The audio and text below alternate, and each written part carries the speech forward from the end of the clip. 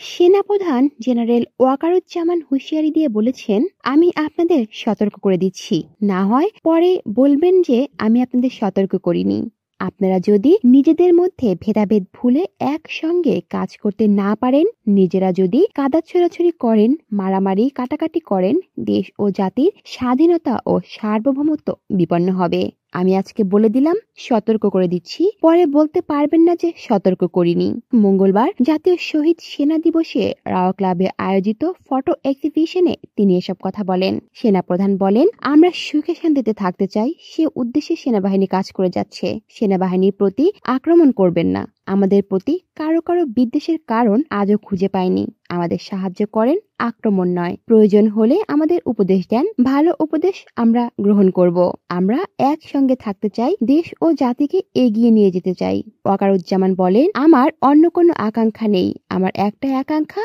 দেশ ও জাতিকে সুন্দর জায়গায় রেখে আমরা সেনানিবাসে ফেরত আসব। ওয়াকারুজ্জামান আরো বলেছেন, আমরা নির্বাচনের দিকেই ধাবিত হচ্ছি। তার আগে যেসব সংস্কার প্রয়োজন সরকার সেগুলো করবে। আমি যতবার ডক্টর ইউনূসের সঙ্গে কথা বলেছি, তিনি অবাধ সুষ্ঠু নির্বাচনের কথা বলেছেন এবং সেটা ডিসেম্বরের মধ্যেই। আমি প্রথমেই 18 মাসের কথা বলেছিলাম। মনে হয় সরকার সেদিকেই ধাবিত হচ্ছে। ডক্টর ইউনূস যথাসাধ্য চেষ্টা করছেন দেশকে ঐক্যবদ্ধ রাখতে। কলি শিকদার, বাংলা নিউজ নেটওয়ার্ক।